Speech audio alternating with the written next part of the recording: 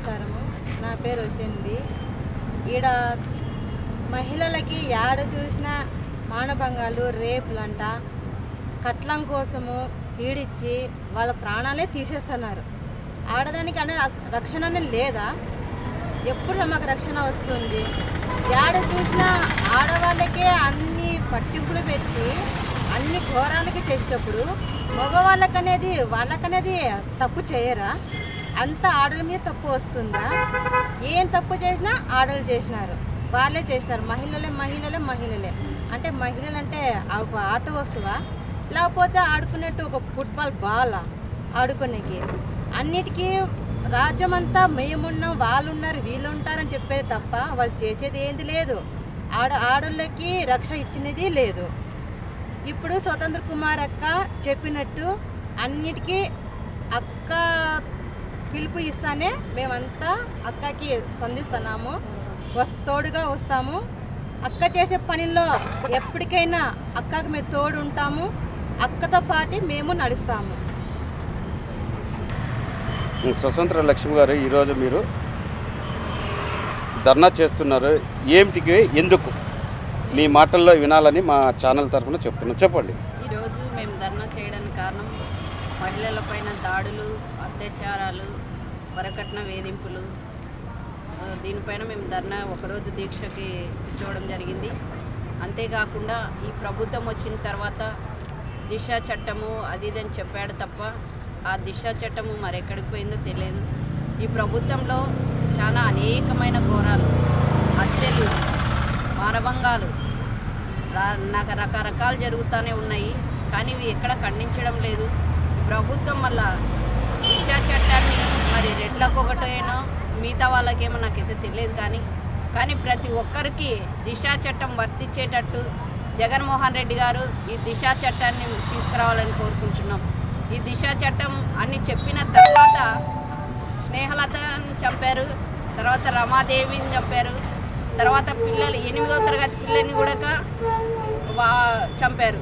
కానీ దిశ చట్టం మరి వీరందరినీ చంపుతుంటే దిశ చట్టం ఎక్కడుందో అంటే దిక్కు లేకోకుండా అయిపోయింది అనుకుంటున్నా. కానీ దయచేసి ఈ దిశ చట్టాన్ని తెచ్చిన తర్వాత దాన్ని కొనసాగిస్తేనే బాగుంటుందని మా ఆలోచన. కానీ ఈ దిశ చట్టము ఎక్కడా కూడా మాకు ఎక్కడ వర్తించలేదు. మాకు దళితులకు ఎక్కడ కూడా అది కాపాడనే లేదు. దళితులపైన ఎక్కడ చూసినా దాడులే, అత్యాచారాలే, వేధింపులే, ఎక్కడ చూసినా కూడా ఇవి కొనసాగుతూనే ఉన్నాయి. కానీ ఈ దిశ చట్టాన్ని దయచేసి ప్రతి ఒక్కరికి అమలయ్యేటట్టు, ప్రతి ఒక్కరికి అది వర్తించేటట్టు ఉండాలని కోరుకుంటున్నాం. తర్వాత వేధింపులు, వరకట్నం వేధింపులు అంటే మిగతా వాళ్ళకి లేవు కానీ దళితులకే ఈ వరకట్న వేధింపులు ఇవన్నీ జరుగుతూనే ఉన్నాయి. కానీ ఇవన్నీ చూస్తూ మహిళలపైన దాడులు ఇవన్నీ చూస్తూ కూడా ప్రభుత్వం ఎంత నిర్లక్ష్యం చేస్తున్నారు. ఇదే దళితులకు కాకుండా వేరే కులాలకు వస్తే, రెడ్డి కులాలకు కానీ కమ్మ కులాలకు కానీ వస్తే అది వేరు అవుతుంది. కానీ అట్లా కాకుండా దిశ చట్టం అనేది ప్రతి ఒక్కరికి వర్తించేటట్టు ఉండాలని కోరుకుంటున్నాం.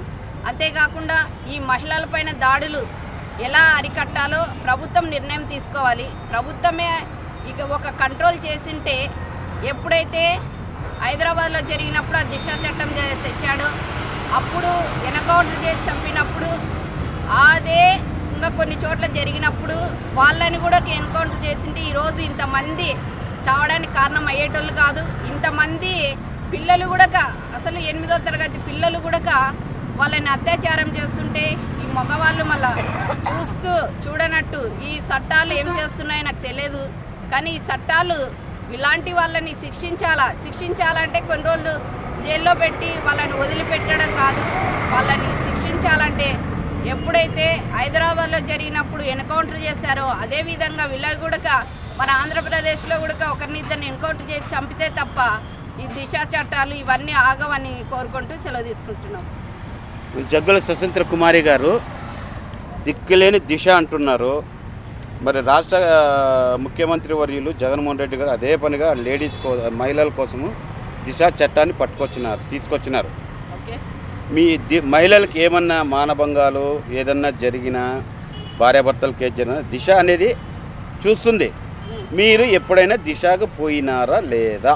దిశకి పోయినామా లేదా కాదు, కానీ ఇవన్నీ ఇప్పుడు రమాదేవి తెలుసు కదా, చెరువులో పడేసినప్పుడు అక్కడ పోలీస్ డిపార్ట్మెంట్ ఏమని ఆరోపించింది అమ్మాయి పైన అంటే అమ్మాయిదే తప్పు, అబ్బాయి తప్పు లేదు అంటే అమ్మాయే తప్పు చేస్తుందా, అబ్బాయి తప్పు చేయడా?